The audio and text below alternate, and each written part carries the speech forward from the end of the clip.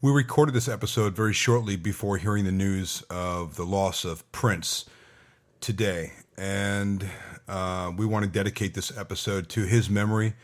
As it happens, Paul Mahos and Jeff Allegue, during the recording of this session, actually played a couple of songs to Prince, of course, prior to knowing about this.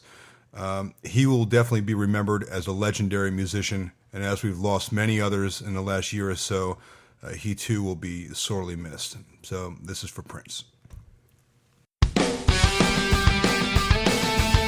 Welcome to Hammer and Nails with Skip and Alison Bedell.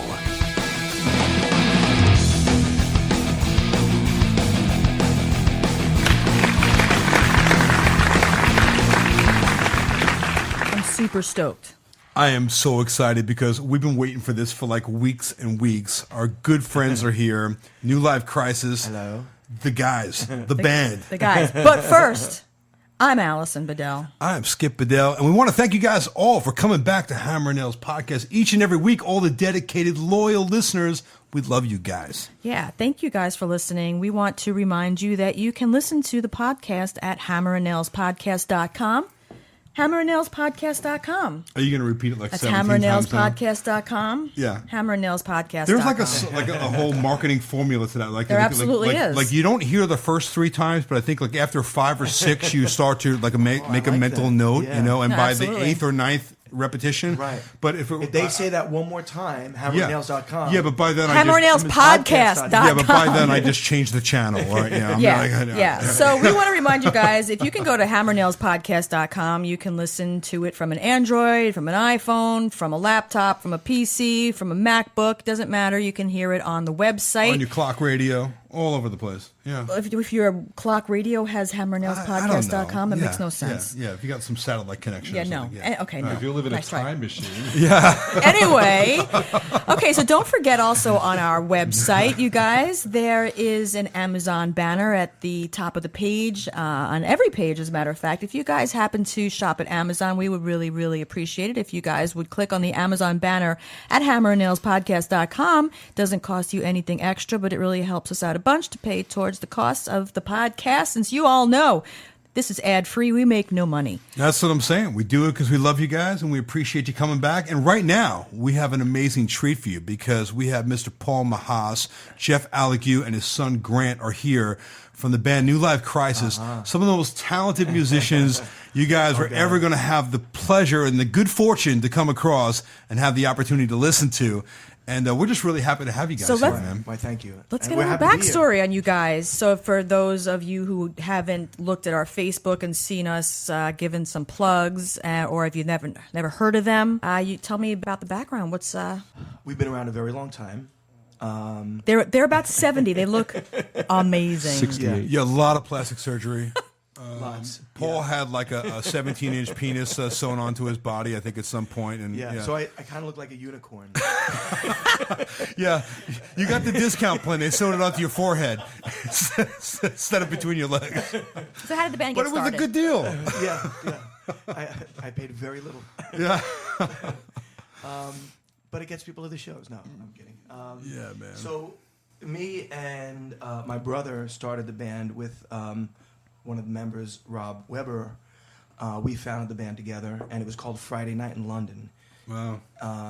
And simultaneously, there was a very talented group called Tall Boys with Jeff and his brother, and we didn't know each other. We hadn't met each other for a very long time. It was only years later that Jeff and I met up, and Jeff's been in the band now? God, a long time. 26? No, 26 come on, years it's this not year. that long. Really? Don't say I that. think it is. I think it's No. 26 years this year, yeah. No. Oh, God. I'm like, you're not even old enough. Turn your mic in a little bit. Okay. Yeah, there you go. Gotcha. There you go.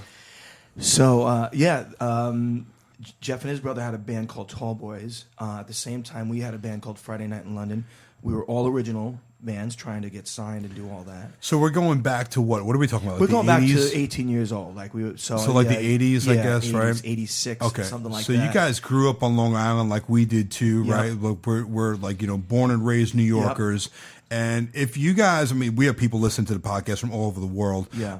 If you're not familiar with Long Island, it's just a great place. It's a fun place. It's a very diverse place. People think of New York as only as New York City. Right. But Long Island, like you would probably, you guys have heard of the Hamptons and those areas. You guys have been playing out there for years for all the party folks in the summer, the summer goers out there. And you've made a huge name for yourself out there. And if you're like a Billy Joel fan, he really encapsulated really kind of what Long Island is all about. Like, yes. He's got that feeling in his songs and the way he speaks and everything. Yeah, he talks about like all the fishing boats and like all the things that he experienced growing up as a young guy here on Long Island. And there's really so much to experience here. It's really just such a great place. And a lot of people I don't think really know what goes on here. It's just... it is.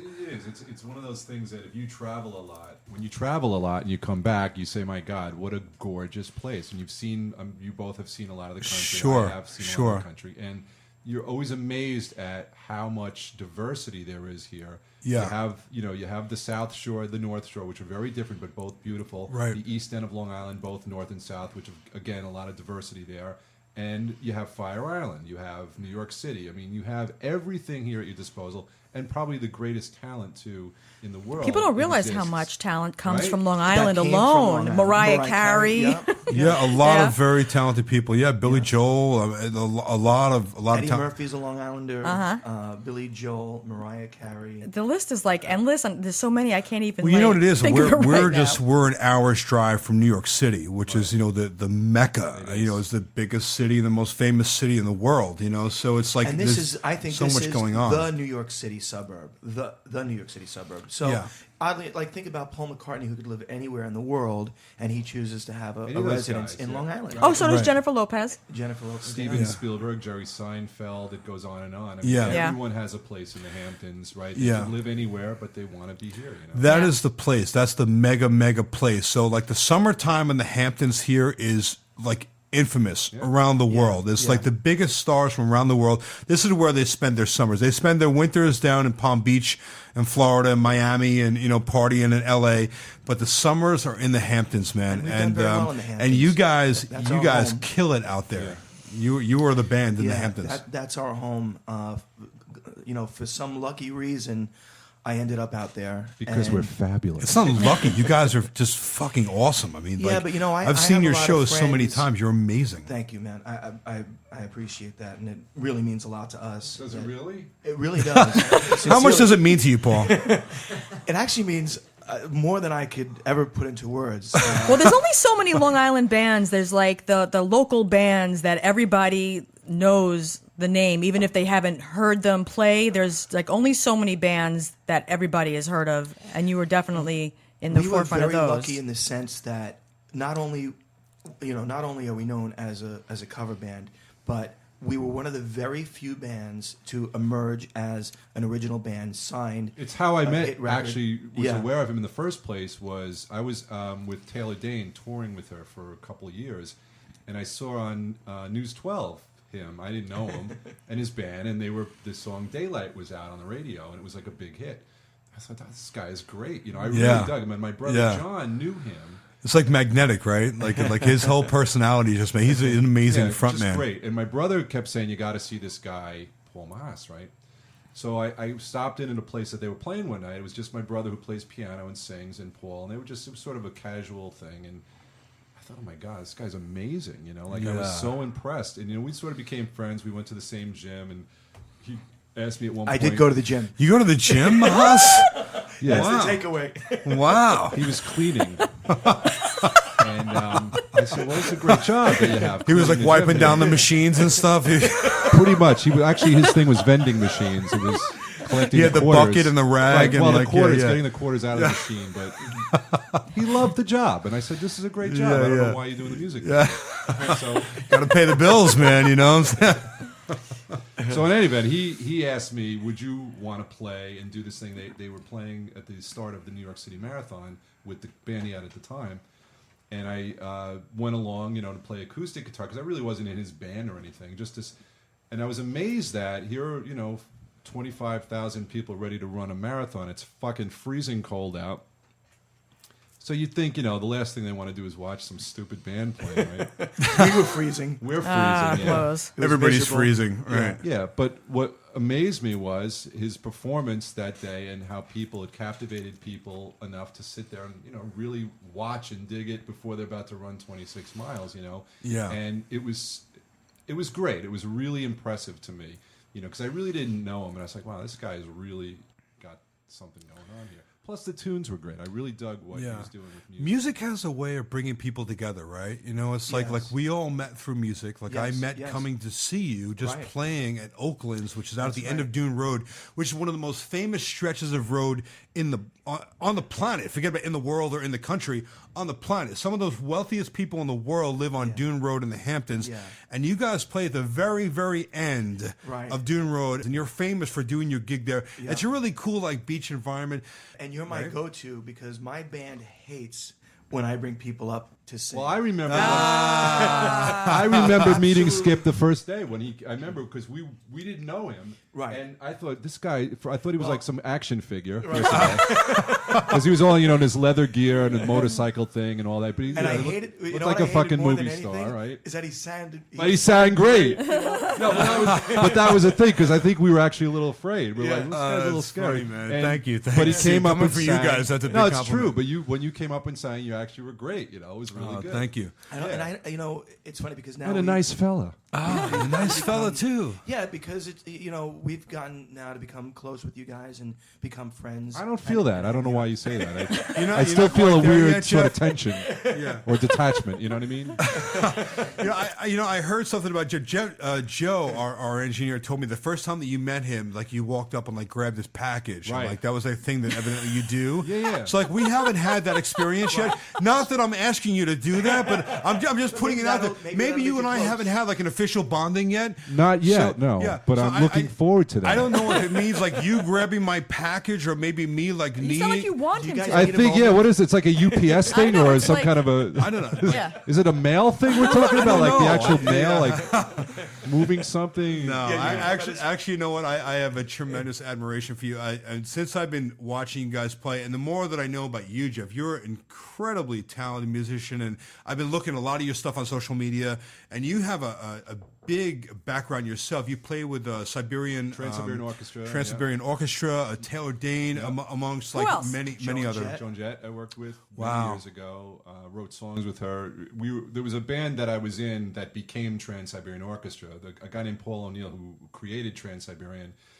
We had a band many years ago called Slow Burn, and we were part of... Lieber Krebs was a management company that managed Aerosmith, Def Leppard, AC/DC, all these big bands, and Joan Jett was part of that. She had her own office there, a kind of company that was called Jet Lag, and we were part of that. whole Great thing. name. Yeah, well, her manager was Kenny Laguna, Lag, Jet Lag, so Right. it actually worked out name-wise. But she was nothing at the time when I first had met her. She was just sort of coming up.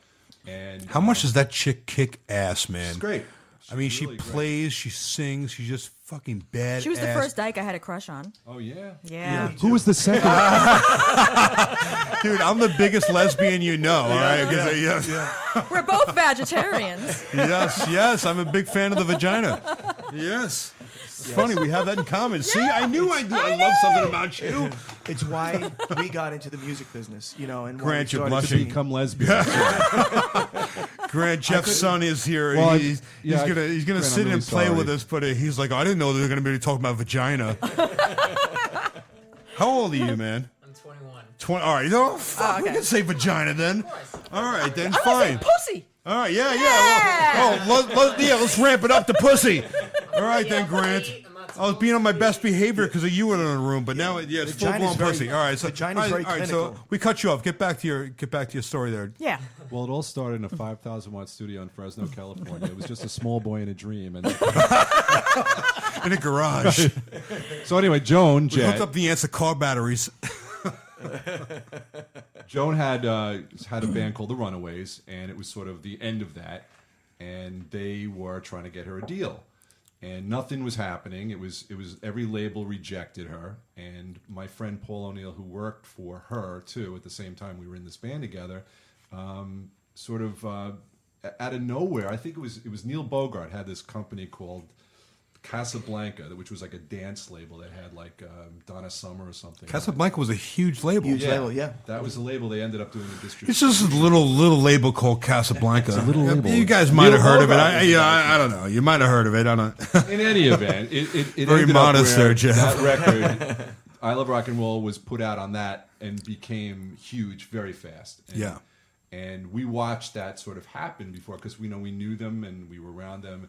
And when she was real big, like around the time that they did a movie called Light of Day with Michael J. Fox, I was asked by her manager to write songs with her. So I spent a couple of days writing tunes, and I still have I taped it, which is great because it was like a big deal back then. Like I How snuck cool it. is that, man? How the fuck do you sneak a cassette recorder? Yeah, but yeah. Back when like the cassette recorder was like this big, like a size of a shoebox, right? Like, Exactly. You're not putting that in your coat.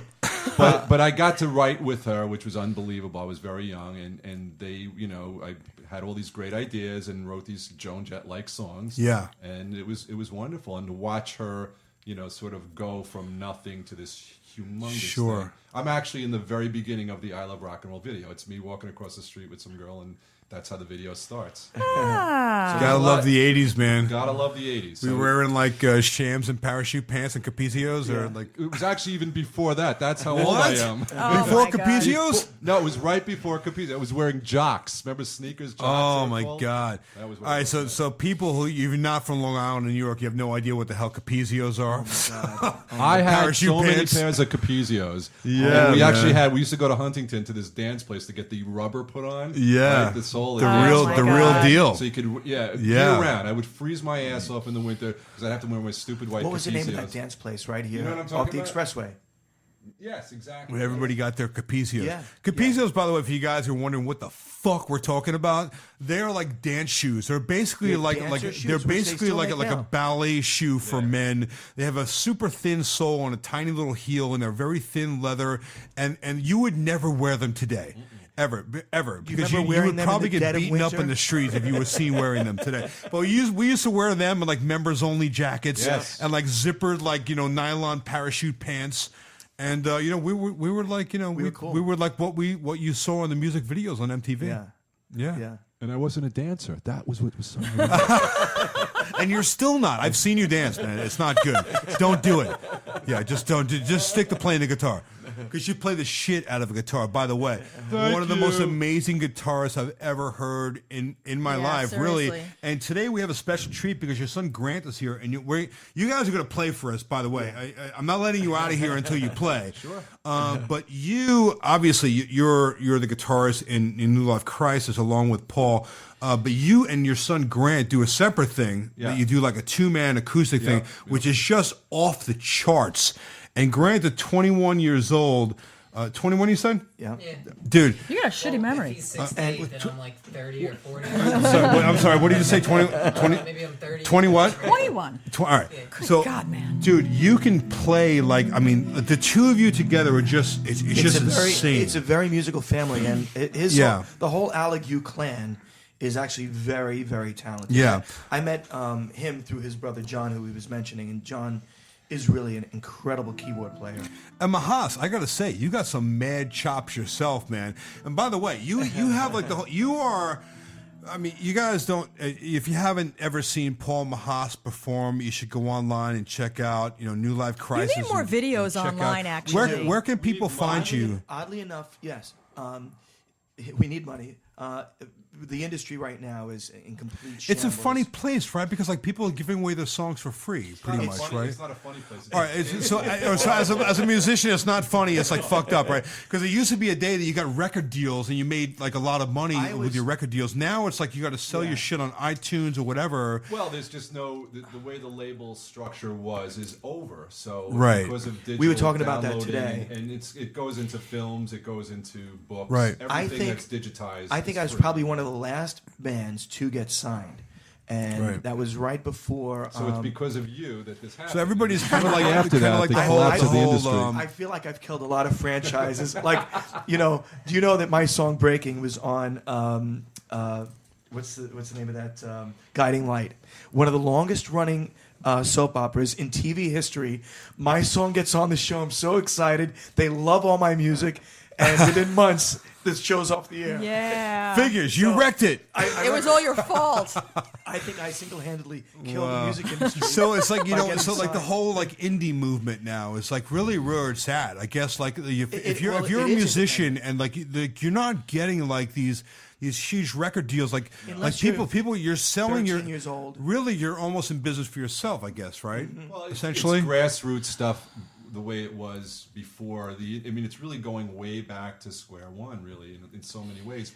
Because you can't make money selling records. You just It's a can't. very strange time in Social the music media, industry, yeah. and that everyone's trying to figure it out. Not just us. I mean, but I mean, you're talking YouTube about top of the YouTube top. YouTube has destroyed basically films, has destroyed music. You can Sure. see See, but- anything when you want to see it, and it's free. And record it. we know And what's funny. record it. It's like the song like Exactly. "Video Killed the Radio Star." Yeah. Here we are with the next progression of that. Right. Social media killed the record star, Right. and the movie star, because really, if you think about it, even movies now. There are things that are going straight to digital. They're not even going on the screen, right? So where you used to spend tens of millions of dollars to produce a movie, now people are putting it straight out to Netflix, straight out to all these Right. digital sources. So the industry from film and music and all of like our artistic mediums have really changed tremendously how we get our entertainment now, right? Yeah, and you know, and rather than get beat up about it or sad about it or nostalgic about it, I think get in the way or Yeah. die. In other words, Right. get in the way of what's happening right now. Be involved in whatever the movement is. YouTube isn't going anywhere for a very long time. Neither is social media. It's a part of the new culture, and it's the new climate. There's nothing we're going to do about it. And I think at some point, hopefully for us as artists, that could turn around where there could be kind of like a backlash that'll make us kind of cool and retro.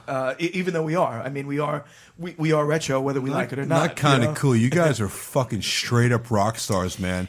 You know what, dude? You are like the epitome of the frontman rock star. Whenever I see you, like you just your whole aura, the whole your image, whole everything, vibe, the just the like- clothing, like, the like attitude. the rock star is almost like what we grew up with. It's what rock we grew up stars, with, right. Like we grew up with We talk about this all the time, like yeah. fucking David Lee Roth jumping around in spandex, doing like scissor kicks off of like a 20-foot high stack of like Marshall amps.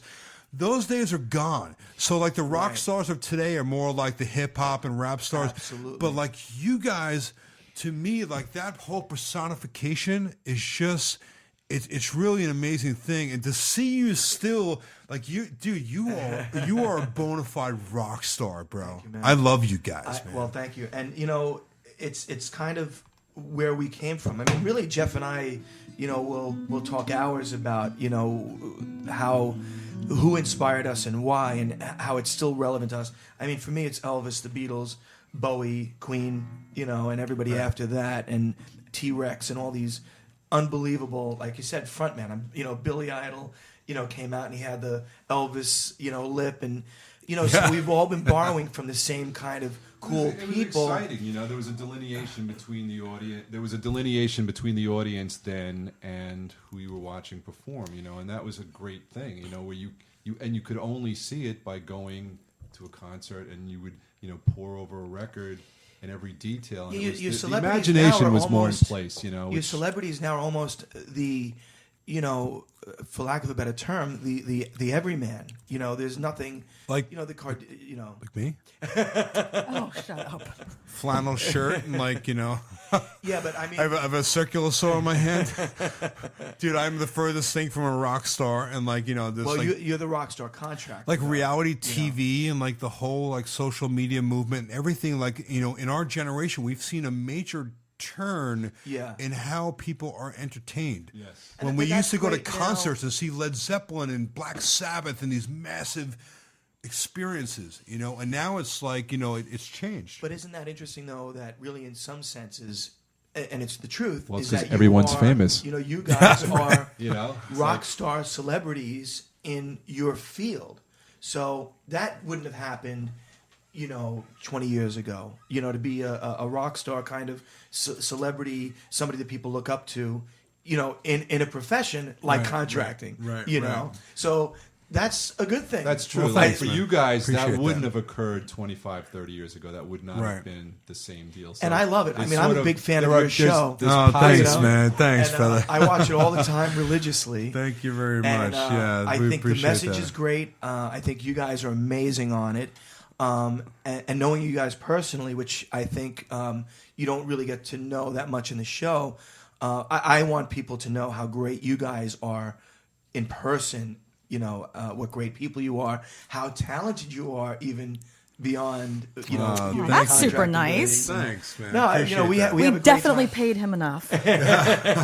I'm kind of on the fence about that. You know, I'm gonna share a little, you know, private time and Paul, they've been over the house. you and promised we I- wouldn't talk about that, man. Dude, you swore. They come over the house, and obviously you know that they can sing, Jeff. But they've come over the house. We put the karaoke tracks up, and we all just start singing and having a great time. And these Yeah. guys can harmonize unbelievable. I've heard you sing. Nope, you haven't. Yeah. Nope.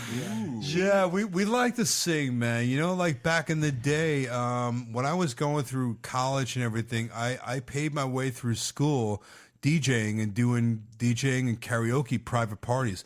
And like I love to sing. And I don't think I really know what the hell I'm doing. I'm not a trained, but I have a really good ear. Except for when he drinks. Oh, And it's funny. It's funny. no 'cause good, no It's good. funny because you and I have sang quite a number of times at your Yeah. place, and you have a great recording studio at your house, and we just have fun, and we come in your studio and we just jam out, we break out the guitars and we sing, we have a good old time, and it's like we just find the harmonies. A little trade secret for me is, you know, is that as a lead singer, and I taught myself to play guitar when I was 21 years old. I was very late in the game. I was terrible at singing harmonies. I was terrible at recording, and just through doing it in perseverance, I taught myself all these little things. I'm still not a great guitar player, still not great at harmonies, and still not great at recording. No, dude, But you're very modest. You're you great teach at all yourself those all things, these- dude. You're yeah, very thank you. modest. I've never seen anything like it where you guys play the whole show without a break. Yeah. Like, Listen, if you over guys an go to see a hour. New Life Crisis What the- show, what you're the in for hell like is a that? 4-hour show with like really almost no breaks. And how the hell you do that, I don't know. It's just continuous entertainment. We feel like we carry a torch or carry a banner for live music, for going out and seeing great entertainment. You know, I remember people. I've never gotten to see Springsteen yet live. I've seen U2 a number of times, and they put on an amazing show. Springsteen is one of those artists that I'm dying to see. And you hear the people come back like, oh my God, he put on a 3.5-hour show. Yeah. And it says to the audience that you love what you do. And they care about what they do. It's not like, Right, you they know, care. Yeah, of course. You know? And we really do. We put a lot of pride and care into every single performance.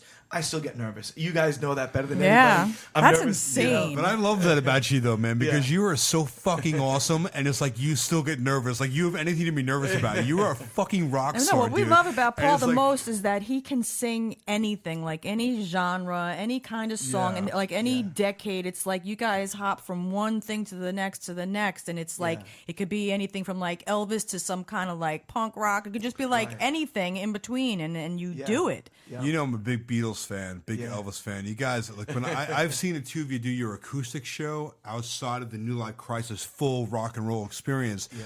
The two of you do an acoustic guitar show that is just off the charts, man. You guys play and sing together like it's just amazing. Like you're lovers. I would say 90% of that is from me, coming from me. And I appreciate that. Well, all right, yeah. Well, I gotta say, Jeff, you've definitely been taking some lessons or something. You've boned up because you're really playing it like I knew pretty this was well going to lately. happen this week, so Yeah. I started, I got back to lessons. In the mid 2000s, I became acquainted with your song Daylight. Right. I was in the clubs and they were playing it, and it instantly became my favorite song. Oh. And it was like seriously like my favorite song for quite a That's while. incredible. Yeah, and that was a huge coincidence. And so I know that you had a whole album that went along with Yeah. the song, self-titled album. Self-titled New Life Crisis, and like I said, it was such a strange time. Daylight became a hit on Long Island, became a hit in Chicago, and some other odd areas. Portland, Oregon, where we went and did a lot of shows in Portland, Oregon. And it was a huge #1 hit in Germany with a group called No Angels. And Females. I watched the video on YouTube, and while I can say that I'm very proud of you that your song that you wrote became a huge, huge hit on the other side of the world, they're not nearly as good as your version, and that I don't get it. Yeah. That theirs became so big and yours is so much better. It was like a Spice Girls thing.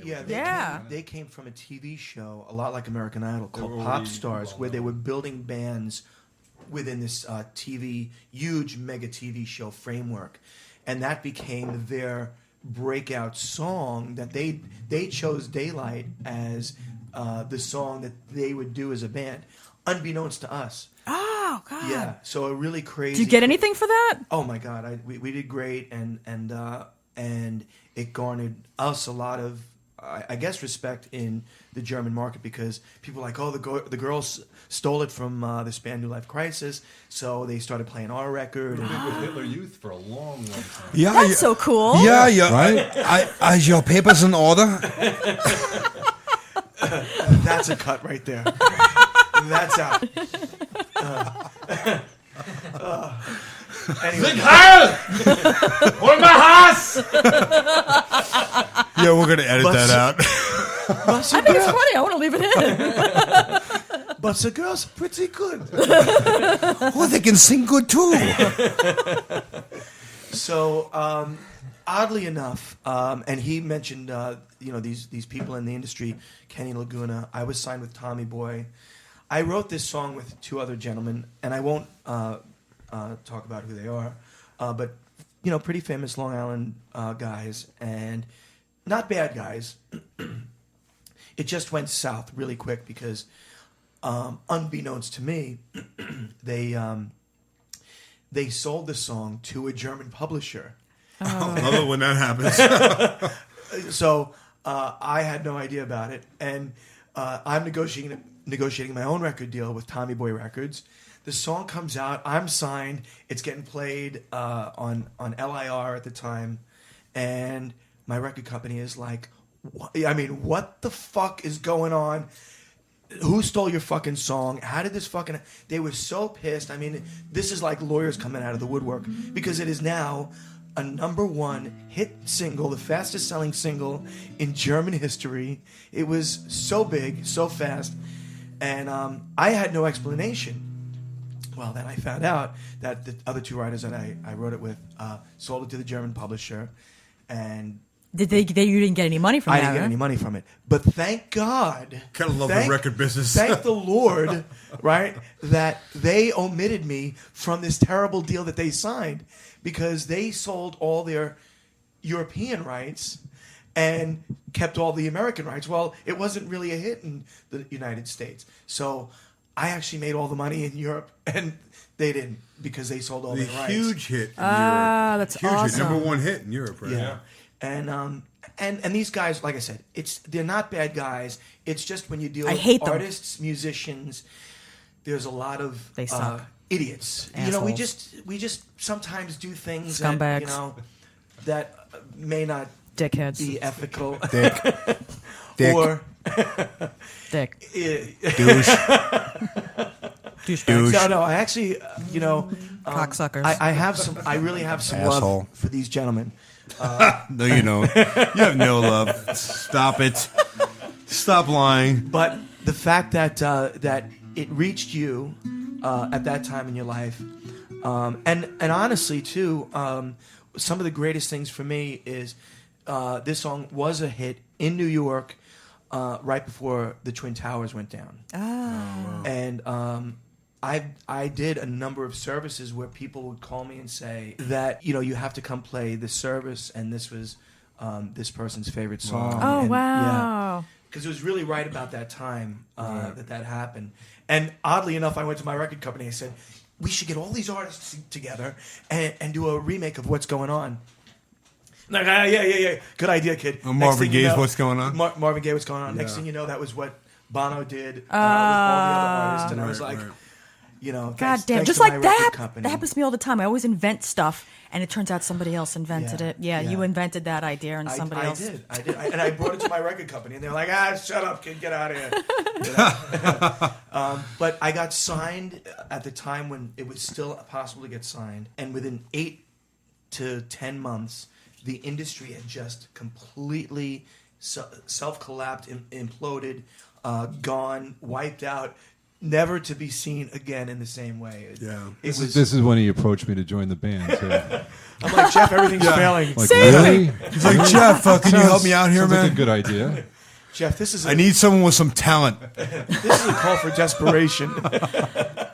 So when I first started dating Skip, and we used to take rides on the motorcycle out east to Oakland's, he was telling me that he was going to out there with the was Asshole right before me. I with was Asshole. dating some crazy bitch right before I was seeing you, which actually we came out to see you the night that I got up on stage and sang with you guys. Asshole was there that night. And, that's my thing. I love to get up and just get on stage and just like, hey man, let me sing a song with you.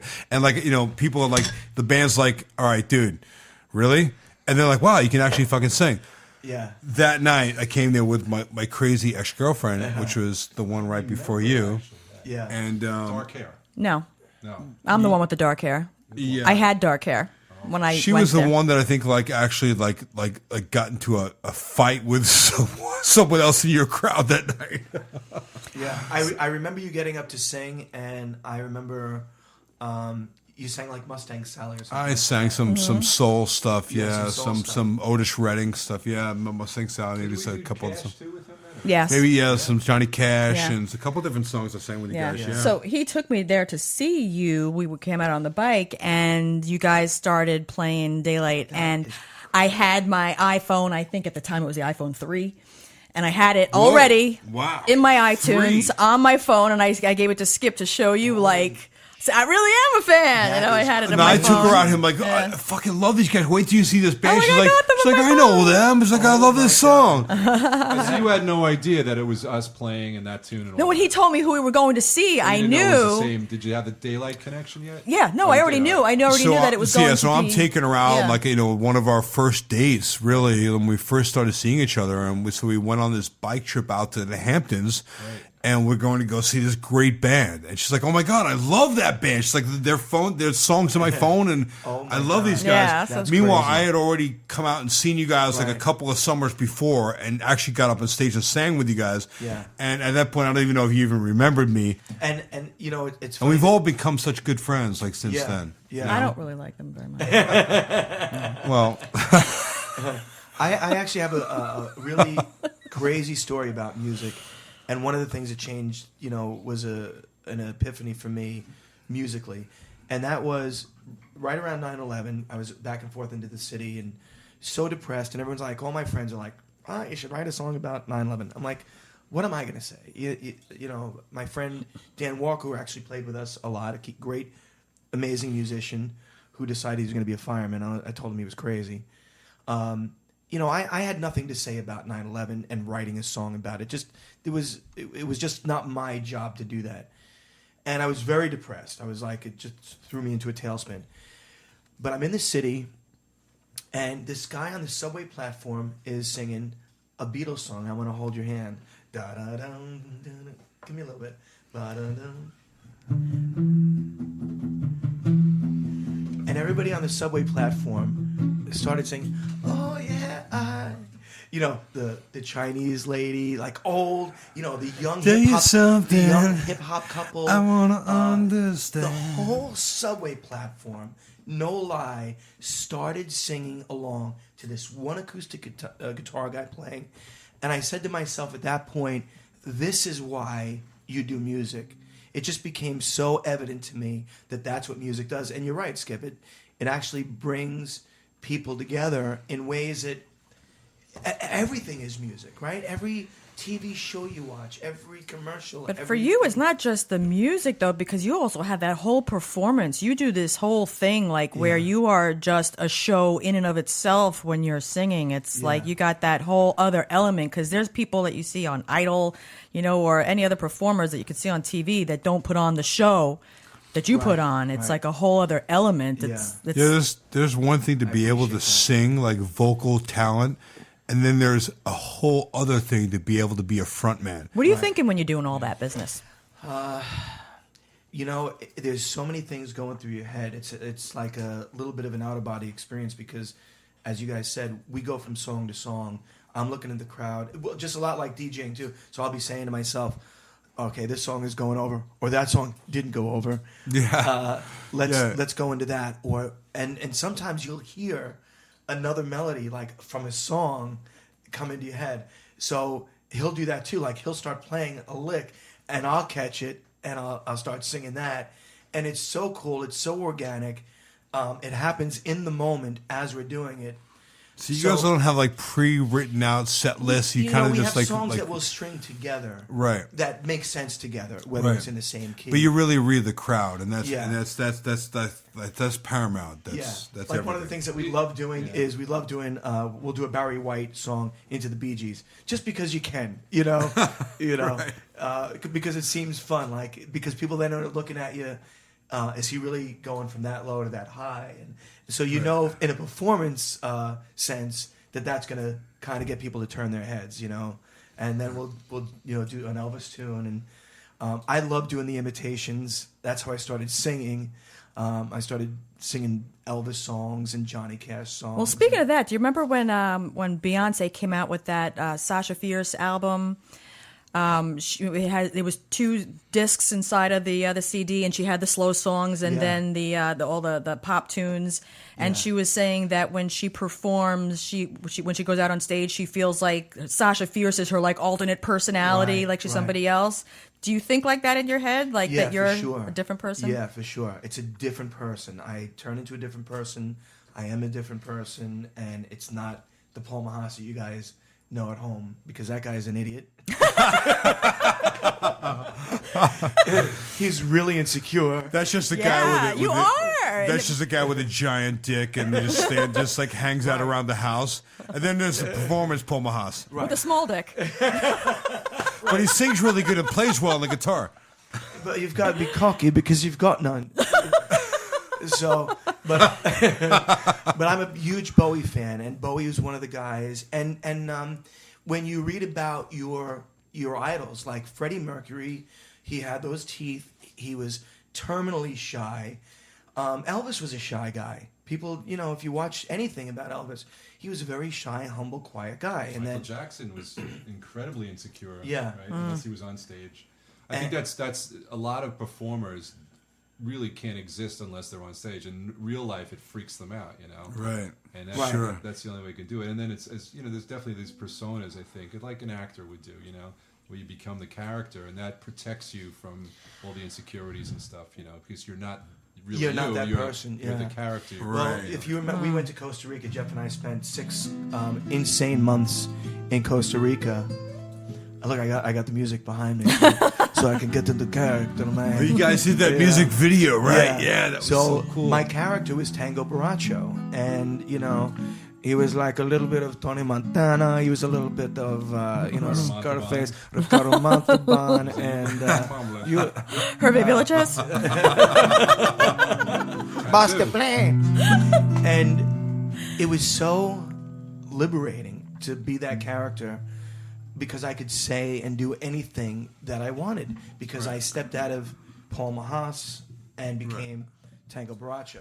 Well, let's not forget that the whole video was about chicks' butts. So that probably didn't hurt either, right? But what was the name of the video again? The song? Bunda. The Bunda. And the Bunda is basically referring to like girls' asses, right? Yeah, I think it's Portuguese for butt, or one of those Brazilian languages. I don't know. I just at that point it really doesn't matter, right? It doesn't.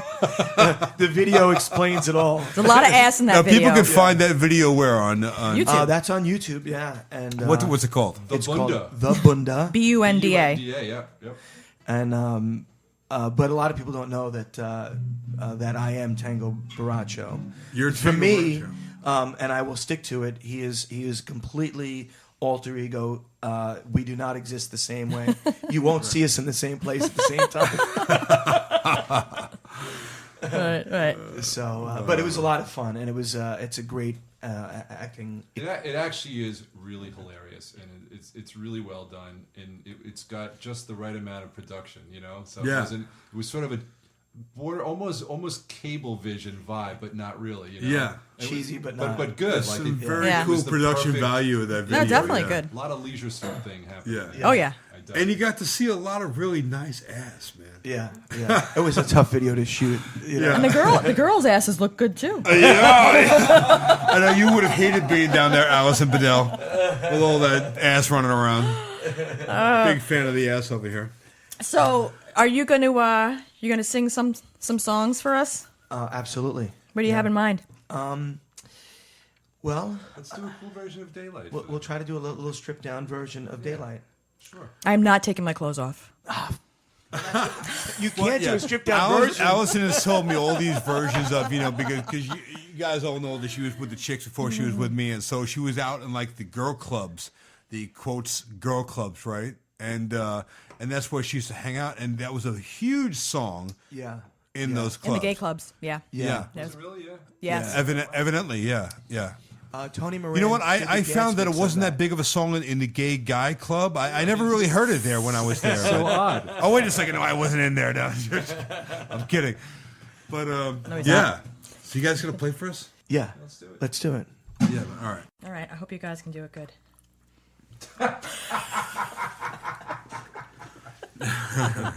Let's do it, man.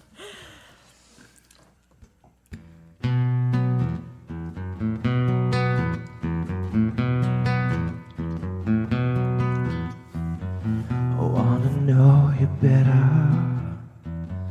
I wanna push you, baby, but never too far. Wanna show you heaven. I wanna be like you, just as strong as you are. Yeah. I wanna be daylight in your eyes. I wanna be sunlight, only warmer. I wanna be daylight in your eyes. I wanna be love, only stronger. I wanna be a highest high. I wanna be sunlight, only warmer. I wanna be daylight in your eyes. Yeah. I wanna live forever. Yeah. I wanna touch your hand and explode like a star. Wanna stand beside you. Always be together wherever you are. Yeah. I wanna be daylight in your eyes. I wanna be sunlight, only warmer. I wanna be daylight in your eyes. I wanna be love, only stronger. I wanna be highest high. I wanna be sunlight, only warmer. I wanna be daylight, daylight, daylight. In the absence of the sun, the dreams I have each day are left in darkness. Yeah, yeah. And should it ever night fall, I'll be that light to the end of time. Yeah, yeah, yeah. I wanna know you better. I wanna push you, baby, but never too far. I wanna live forever. I wanna be like you, just as strong as you are. Yeah. I wanna be daylight in your eyes. I wanna be sunlight, only warmer. I wanna be daylight in your eyes. I wanna be love, only stronger. I wanna be highest high. I wanna be sunlight, only warmer. I wanna be daylight in your eyes. Mm-hmm.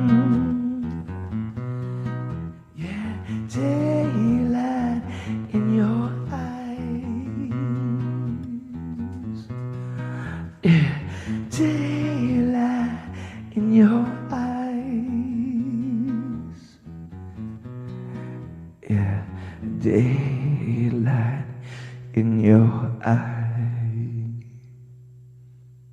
Yeah. I love you. Yeah, man. Yeah. Yeah, baby. It was awesome. Wow.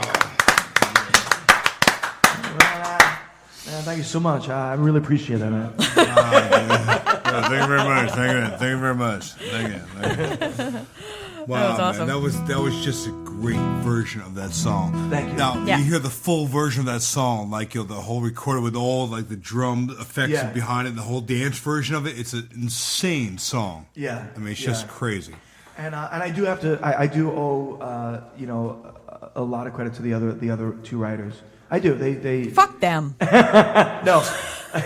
No, I really do, and I just always want to see. I've come to the point in my life where people who deserve the credit, and So what else are you guys going to sing for us? Okay. Ready? Ready when you are. Okay.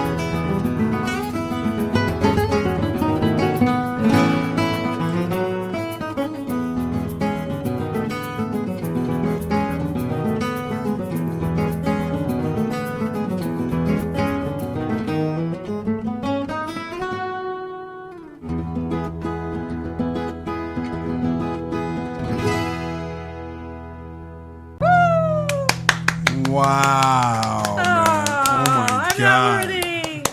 So that was the father and son duo, Jeff Allegue and his son Grant. Oh my God, you guys have your own like acoustic show that you guys do, and just that's like taking the whole guitar to a whole other level. Another level. It's like classical. I guess you guys are classical guitarists, and you do like your jazz thing and like all of it, right? Yeah, it's based on what I started with, which was classical guitar. That feeling of finger picking. Yeah, you have the longest fingernails I've ever seen on anyone. I just thought you did a lot of coke. I'd be good in prison. I just thought you used like all 5 fingers. I'm like, wow, that guy does a lot of blow. Wow, he uses all 5 fingers. Like Tony Montana just uses pinky. Jeff Allegue does a lot of blow.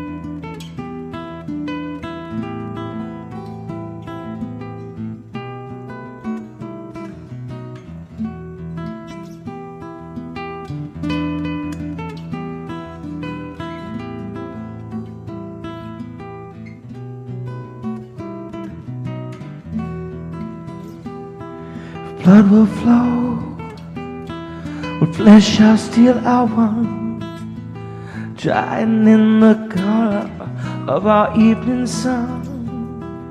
Tomorrow's rain wash those things away. Something in our mind will always stay. Perhaps this final act was meant to clench this lifetime's argument. Nothing comes from violence, nothing ever could. All us born beneath an angry star, lest we forget how fragile we are.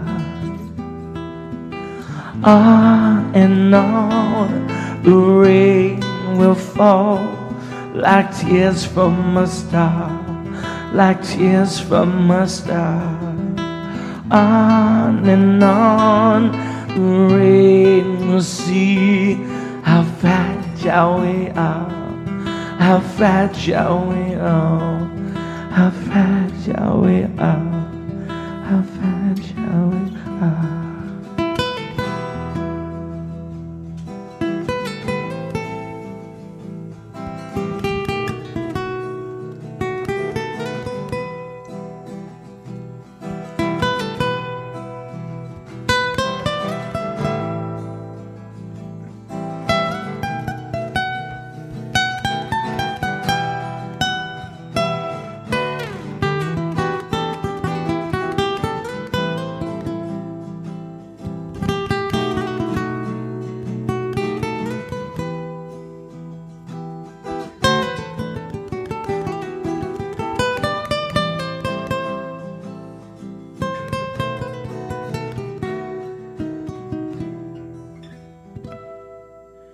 On and on, the rain will fall like tears from a star, like tears from a star.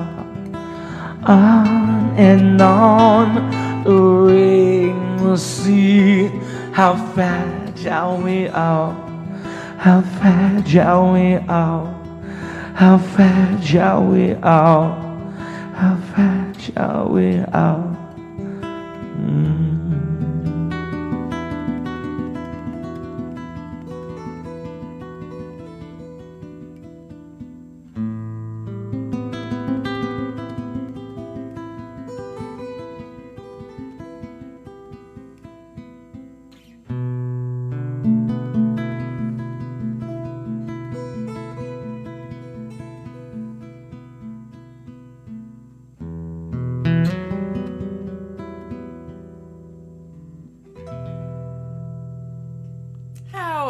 beautiful was that? Oh my God.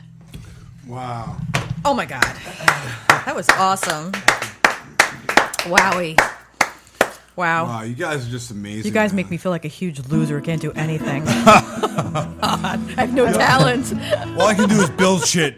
I have no talent. I can't play anything. I can't do anything. No yeast infection, though. I kick ass with like a circular saw and a fucking nail gun, though. Well, yeah. you're in charge. You've set everything up, so you obviously are very savvy. I'm pretty jealous that because I know that most of my band members and the people that we hire can't technologically do the shit that you just did, setting all this stuff up. Somehow or another, we managed to plug all the wires in the right holes. I don't know. Skip's I good really at plugging things in the right hole, but yeah. that's about it. Yeah. Somehow or another, I find my way into the right hole. I don't know. Even in the dark, I don't know. Yeah. I just kind of feel my way around. Yeah. You guys flow so well. How do you guys? Is that just like a thing that you acquire over time? Or you guys just click right away? I think it was kind of like an instant, love affair because we loved all the same music. It's, oddly enough, Johnny Cash, Roy Orbison, Carl Perkins, Elvis Presley came from Sun Studios. He knew all those artists. He loved all those artists. When you have that common ground of like knowing that those same artists came out of that very small little region and did so many great things.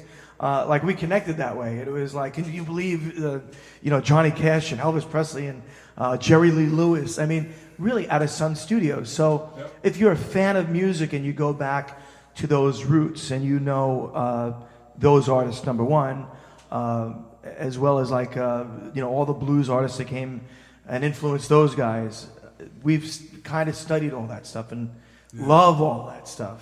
And it's real, it's honest, like at this point now, at our age, we're real, blues, soul, gospel, country guys. Because we're sort of not country, but there is some sort of like country soul roots aspect to what we do.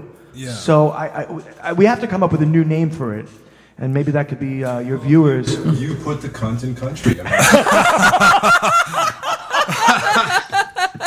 Well, that is the thing about country music, aside from the cunt in the country music. The Bedells are amazing. And like when we've seen you out doing your acoustic show, you've done whole sets of Beatles music. So can you give us anything like just put a big old smile on my face? Yeah, I know you can, but for our listeners here, man, give us a taste of some Beatles.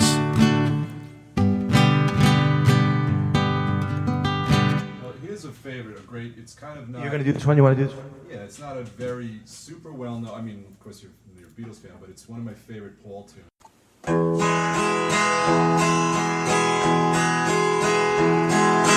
Yesterday, all my troubles seem so far away. Now it looks as though they're here to stay. Oh, I believe in yesterday.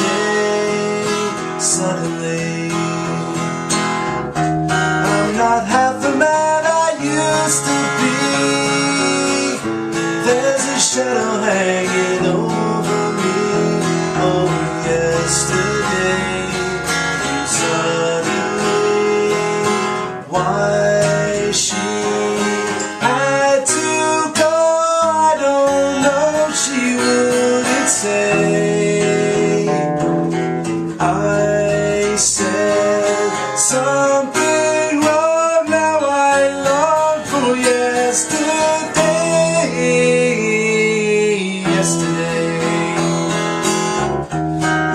Such an easy game to play.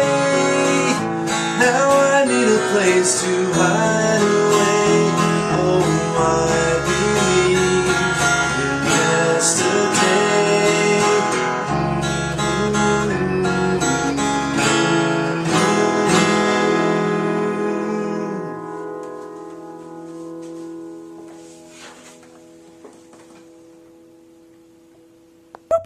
Wow.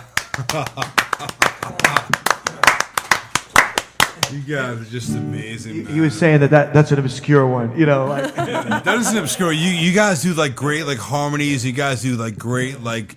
That was maybe a more obscure like B-side, and I'm a fan of Beatles. I know every Beatles, so I'm a big fan of that song. So, where can people listen to your music other than getting your album on iTunes? YouTube, obviously, right? There's a lot of videos. yeah, I mean, we do have a couple of cool little things up on SoundCloud. We did a Bowie tribute. So there's some cool little things up on SoundCloud, and of course iTunes, and we encourage everybody to go to iTunes, New Life Crisis, and buy the whole record, man. It's because it is really good, and we took a lot of pride in doing it, and it costs us a lot of money. Yeah, man. Support you know the what? The cause. whole album is just amazing. You guys just rock. You just kick ass, and you were like.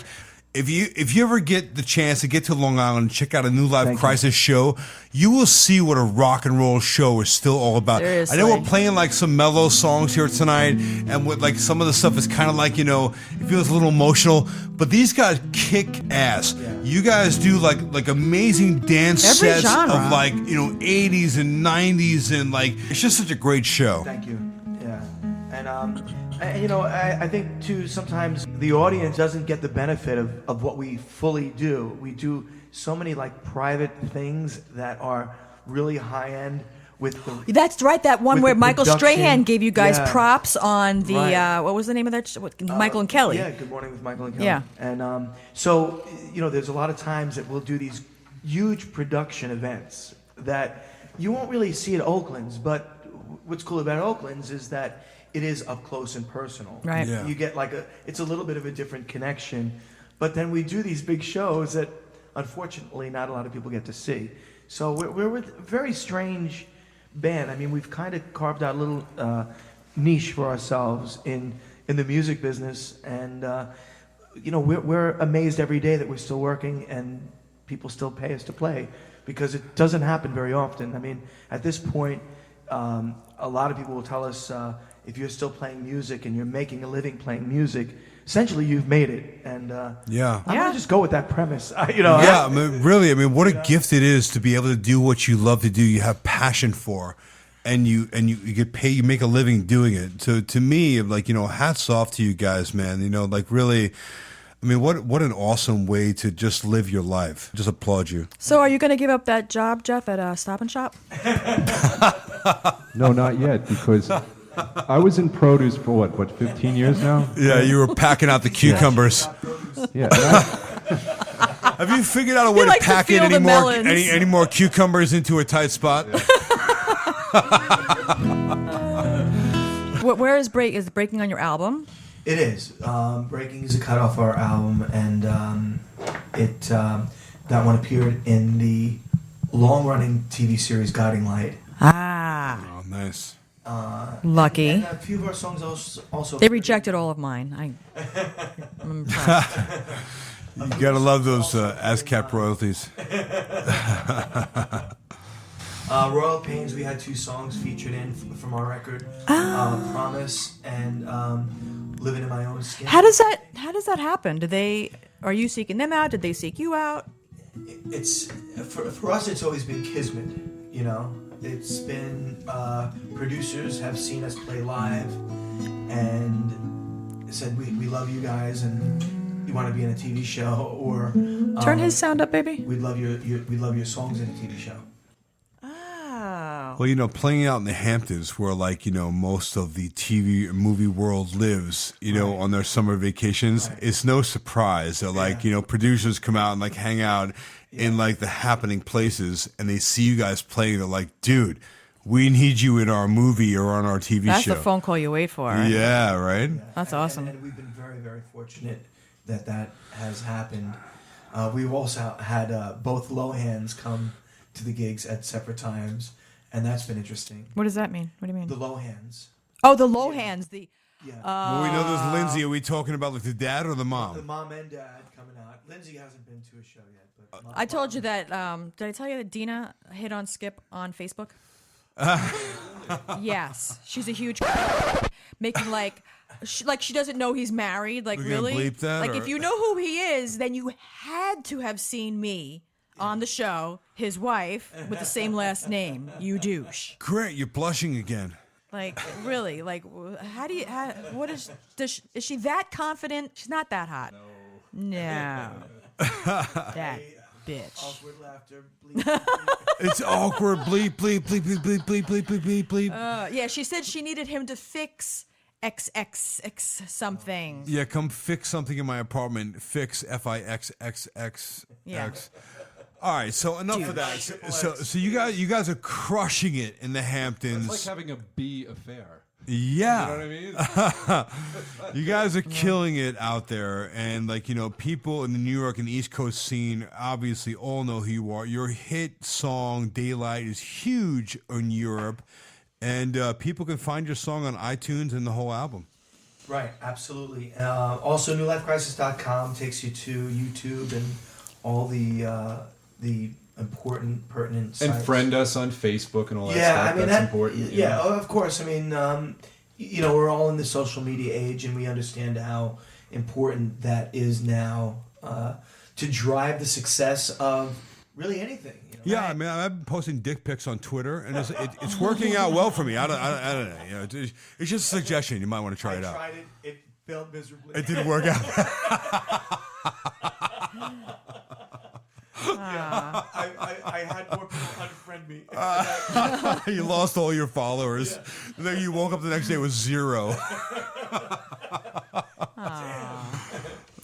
So, Jeff, I've seen a lot of your music, the guitar playing on your Facebook page. Yes. A lot Yes. of music you put out there. Stuff, yep. As far as feedback, are people... I get, it's been really good, actually. All I use is Facebook, and in like 5 years or so, I guess I've been, maybe 4 years, I've been really putting out a lot of videos of me playing pieces in my house. I have my kitchen series, right? Yeah, I love that, man. We just walk up in front of the camera, you start playing. Yeah, I do a lot of that, and people really love that, and it's a very, it's a good intimate thing, and hopefully it leads them to buy. I'm working on my second guitar instrumental record that I have a lot of guests, well-known artists that are going to be playing on it.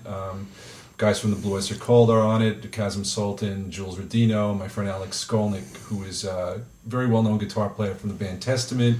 He's also a guy I worked with in Trans-Siberian Orchestra. He'll be on it. I'm going to try to get my friend Al Di Meola to play on it, which would be great. Let's talk about that. I'm just having like an epiphany. Like, he's actually kind of cool. I thought he was a huge geek until he started calling out all those names. And I realized Jeff is you know people. Jeff is like a guitar god. Listen, you guys should check out Jeff Allegue. Spell it for us, Jeff. I have no idea. How do you spell your last name? Because I don't know how the fuck do you spell your last name. I have a hard time even pronouncing it. Jeff Allegue. Some pronounce it all a goo. It's Allegue. Yeah, guys, go on and check out Jeff Allegue if you want to see some serious, and I mean crazy, super talented guitar work. Check out Jeff Allegue. Well, I'm gonna brag on his behalf and the band's behalf. We were playing out in the Hamptons. What a surprise! And a good friend of ours said a very well-known guitar player is going to come out and see you guys, and she couldn't really remember his name. Yeah, she was mispronouncing his name, and the next thing I know, Al Di Meola walks in, and Al Di Meola was a guitar player. He was in a band called Return to Forever in the 70s with Chick Corea, who was the guy that ran the band. And they were a humongous band. And then he put out a solo record in 1976 that literally changed the course of guitar. He's technically brilliant player. And Jaco, right? Well, Jaco Pastorius, the bass player, was his discovery. That was his first time ever recording, was on Al Di Meola's first record. So he walks in. I know it's him immediately. He looks exactly the same. And I'm flipping out. I'm like, oh my god! Now we're up there playing, and we're playing Beatles. We're playing Beatles. Fixing a Hole. Yeah, right. And Norwegian Wood is Yeah. one. And so he's a huge Beatles fan, as it turns out. So I had just finished my guitar record, so I said, you got to hear this, and I just dragged him out to my car, and he actually came and sat and listened, and he heard I had done "She's Leaving Home" from Sgt. Pepper's, Eleanor Rigby, God Only Knows from the Beach Boys as an instrumental. And he loved it. He's like, this is beautiful. He goes, you're not going to believe this. I'm working on a Beatles tribute record myself at Abbey Road Studios, is where the Beatles recorded Oh, wow. the majority of the music. And he goes, I rented the house next door to Paul McCartney out in Amagansett. Wow, yeah.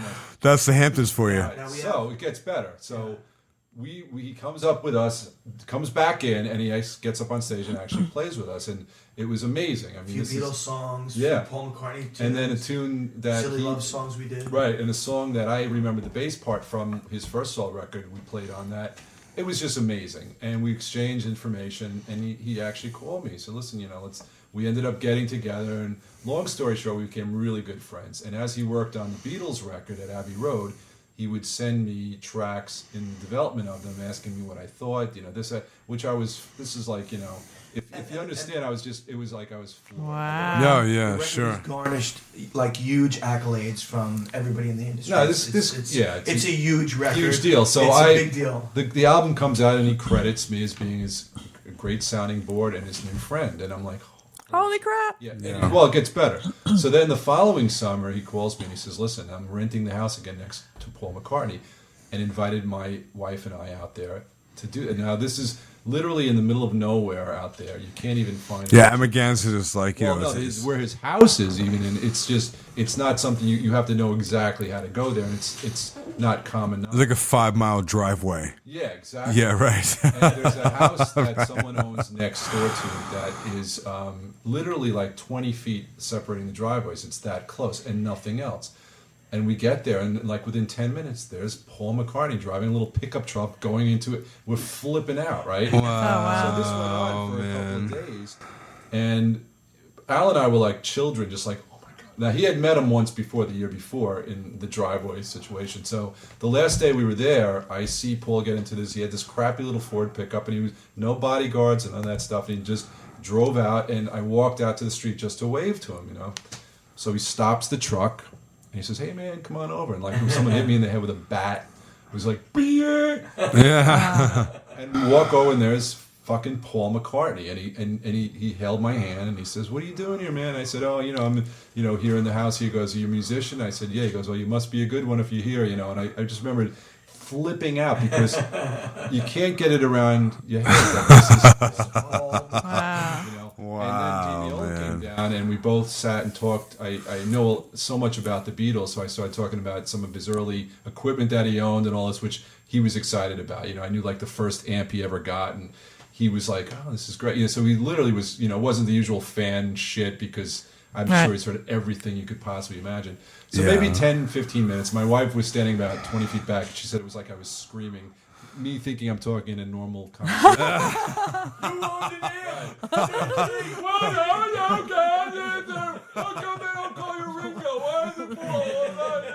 That's when like someone videotapes you and you're like, oh my God, never show this to me again. Yeah, you just become the biggest retard.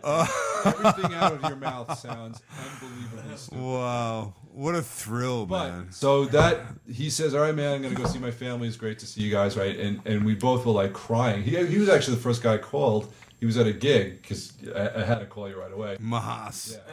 Yeah. Dude, how was that call? Right? Unbelievable. Your partner's hanging out with Paul McCartney. Another good phone call that he called me on, and but yeah, it was pretty incredible. I was like, damn, and he's been very protective over Al Di Meola. Like I'm like, can you send Al like one of our tunes? Like yeah. He's like, oh Al.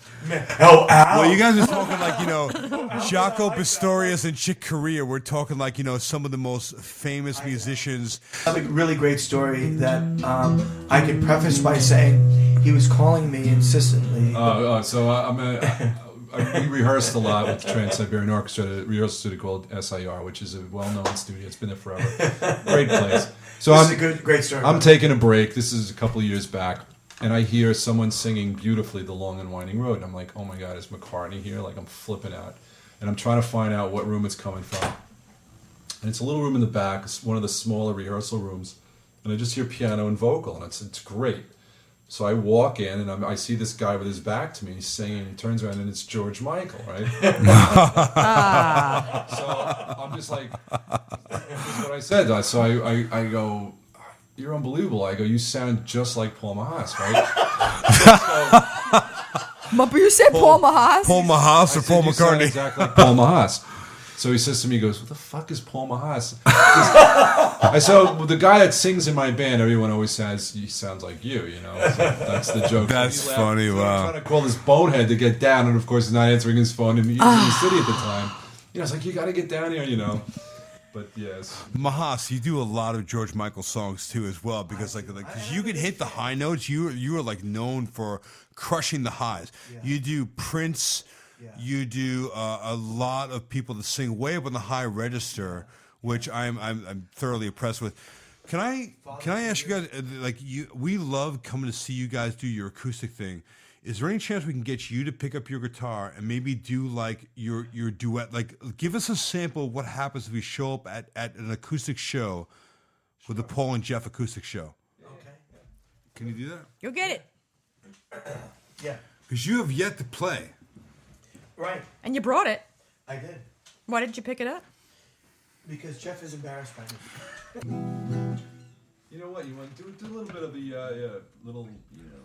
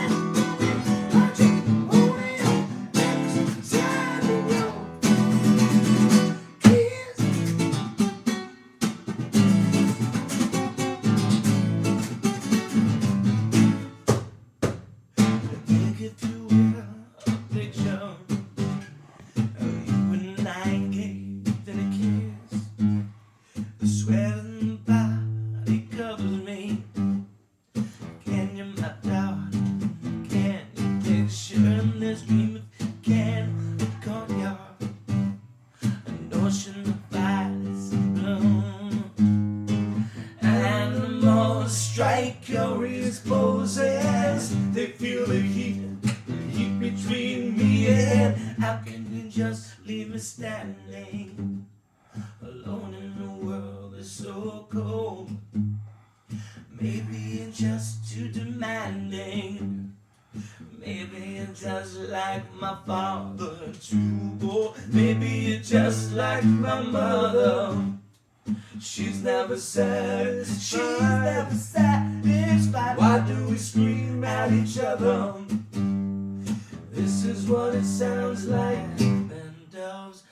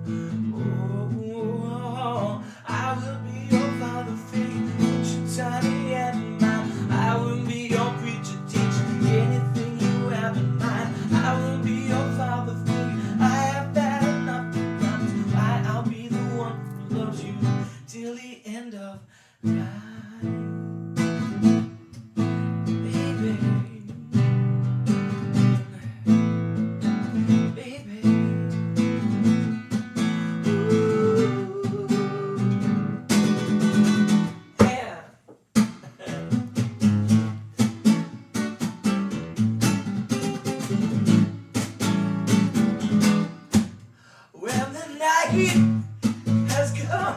All right, we're done. But that's what happens live. You know, like I wanted to go somewhere and we fucked it up. Like we never did that medley before. Dude, I'm digging the Prince. I'm digging the Prince thing, man. Nobody does Prince, dude. Right. I love that. You know, like nobody can sing Prince, man. Yeah.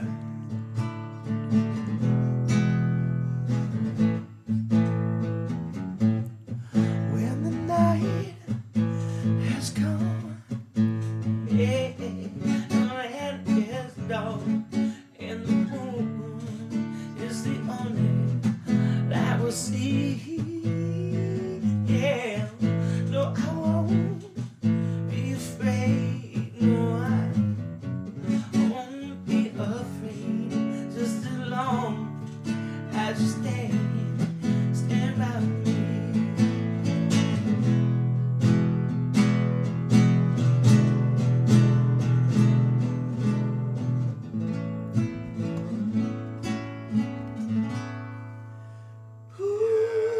Ooh. Yeah. It's There fun, go. you know? All right. It's fun. Love that.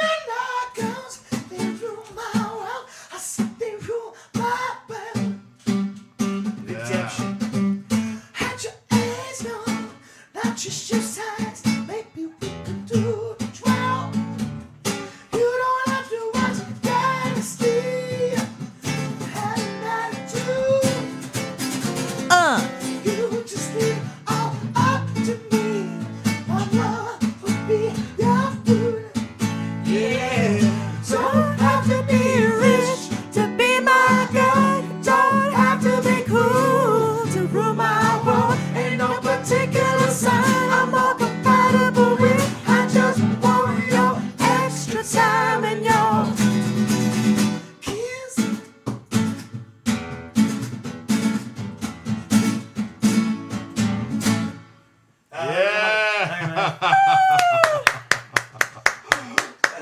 I think the best part of that was me again. Sorry. Man.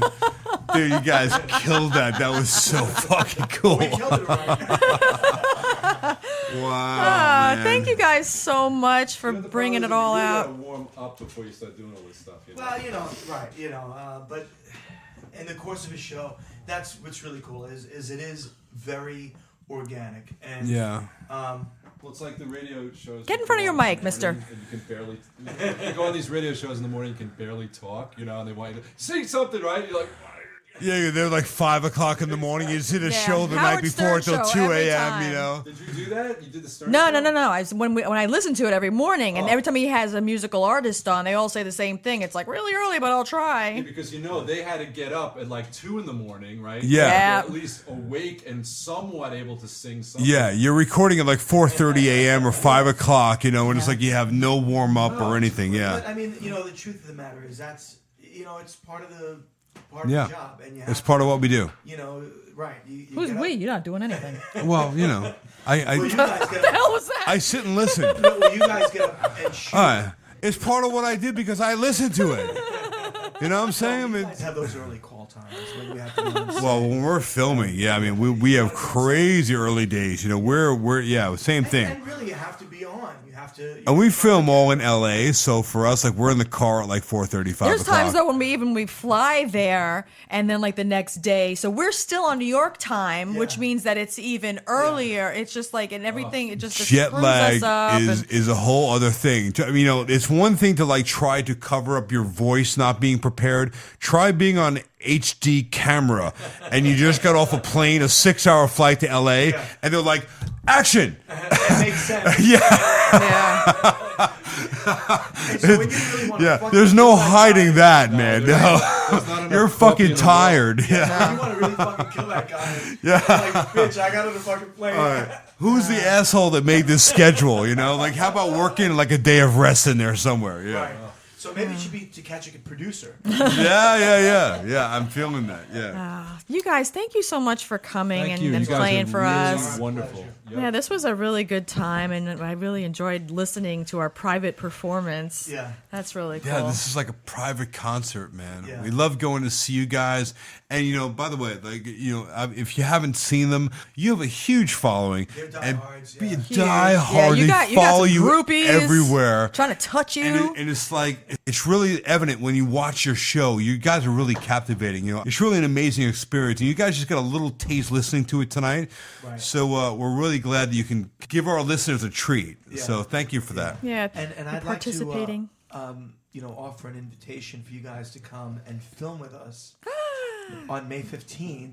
That's my birthday. What? It's my birthday. I get really nervous on camera, though, man. I don't know if I could do that. What are you filming? What are you filming? We're actually going to try to do a music video for a brand new song called We Can Find a Way. It's a very positive, upbeat song. It's a great tune. I love that song. Thanks. Yeah, And it's very. We obviously all do our own things. When we find things that we connect on that we all like, I mean, Jeff will come and play on everything that I write, but sometimes more begrudgingly than others. So when we find a common ground of things that we really like, but vice versa. There's a lot of shit that I sing on his stuff that The look on his face. But the truth of the matter is, when we find those things that are common ground that we like, we get excited about. And so we are really wanting to, and this is all privately funded. This is all us on the cheap, just wanting to put a video together of our very dear friends singing along, having a good time. Almost Bedells. All you need is love. Diet starts tomorrow. For me too. Oh, boy. Bedells, I like that, man. Yeah. So you guys both have your own individual Facebook pages. There's a New Life Crisis Facebook page. Right. People can get you on iTunes. Yep. And you guys are on Twitter? Yeah, Twitter, Instagram. And you put all your shows out there on Facebook too, where you're going to be, Yep. so people want to come see you. Yes. Okay. If people are in the on the East Coast and in the New York area, and they can make it to a show, we encourage it. We know that we're. There was a time when we discouraged it, so it was weird. So Please don't come to this show. If you don't mind, we know it's phase we going to went suck in through. advance. We plan on sucking on this show. Well, thank you for you, sharing guys. everything with us. and Grant too. Thanks, Grant. Yeah, for thank coming you, tonight. Grant. That Thanks was for being awesome. here, Grant, man. Thank you for contributing to Thank the you. party. The two of you, That was like the awesome. father and son duo too, that's like I love super it. cool. I'm like very envious of that. The guys like you really find that bond between the two of you in music. So how cool is I that? need to do a shout out for my daughter while we're talking about the family thing. My daughter, Presley. Presley, is she did a Christmas song. She's got an anti-bully song that we've been working on. I can't be more proud of this little girl. And really to hang around my friends that have kids that are a little bit older really is a big inspiration to see that the families can carry on these traditions. And it really is a cool thing when your kids start picking up and digging what you're doing. Because really... Because you're supposed to be uncool. You're supposed to be uncool, yeah. And I'm still digging that she thinks I'm cool, man. And it's just, You are cool though, dude. That's I think awesome. I'm the coolest dad when I go to her, class functions, Well, look at you. You're wearing earrings. Yeah. And you have bleached parts of your hair, and you've got a beard. And I wear glasses all the time. Yeah, yep. And you shave your beard in a non-traditional way. Yeah. Very non-traditional. A reverse M. So it says Mahos, but no one gets it. It says Mahos. That's awesome. Well, you guys, if you guys want to listen to the band and you're having trouble finding them, if you're just feeling like a little little slow that day, you can contact us on Facebook, whereas we have the Hammer and Nails page as well, and we have hammerandnailspodcast.com. And Skip and I are both on Twitter and Facebook and Instagram. Of course, always. Don't forget to check out the rest of our website where you can get the episode summary, where we'll give you a little bit of information about what the episode is about and have any links to any products that we talk about or any videos or pictures, or we'll put some pictures that we took from tonight up on that episode page. Yeah, some video too. Yeah, so you can see the guys playing. So make sure to check out our website on the episode summary. That's going to be episode 84 And with do us New all a Life favor. Crisis. Tell your friends about the podcast, Hammer and Nails Podcast. Show some love. Check out our subscription site too. And Yeah, click don't on it forget. to show some love or Yeah. show some support. Yeah, there's a PayPal link on our website where you can show some love or show some support. Ka-ching, ka-ching. Because, yes, the podcast does cost a lot of money to put out, and we're not making any, so we appreciate any support that you guys want to show. And I don't mean to cut you off, but I think if people saw the amount of work that goes into preparing, and putting things like this on, I mean, Yeah. it sounds like a little bit like public TV. When they do those TV shows, Yeah. and they're trying to tell you what it takes to put on a TV show. It's pretty incredible. And Yeah. there's a lot of work and preparation that goes into it. Yes. Just like every show, and you guys know better than anybody. And so I applaud you guys for one, and thank you thank for you, having man. us be part of it. Oh, thanks, What you're Paul. doing. Thank you. Thanks for Yeah. being here to You guys Paul provide Mahos, material. Jeff Allegue, and his son Grant. You guys are super talented. Check out New Life Crisis on iTunes, and check out their amazing song, Daylight. And want to thank you guys all for coming back each and every week, twice a week, to Hammer and Nails Podcast. We love you guys. We'll see you next time. Thank you. Love you. Bye-bye.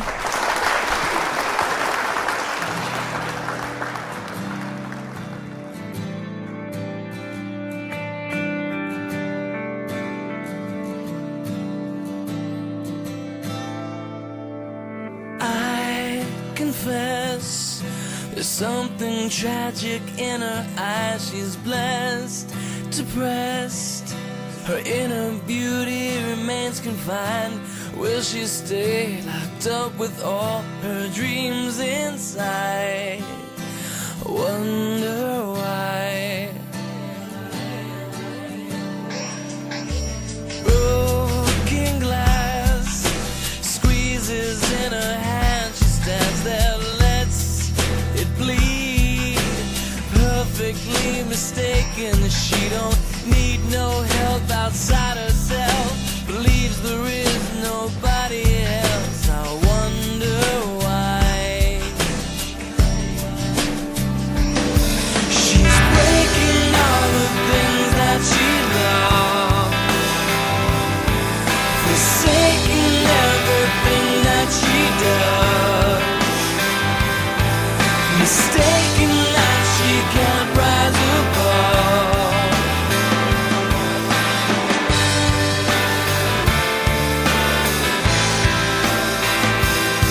She has no fear until the morning after. Cocktails mixed with tears, suicidal fairy tales. She's sleeping off her life to find peace of mind. I wonder why. She's breaking all the things that she loved, forsaking everything that she does, mistaken that she can't rise above. She cries, if only she'd open her eyes, the world won't stop spinning. She flies, steps off the ride, and she's light again.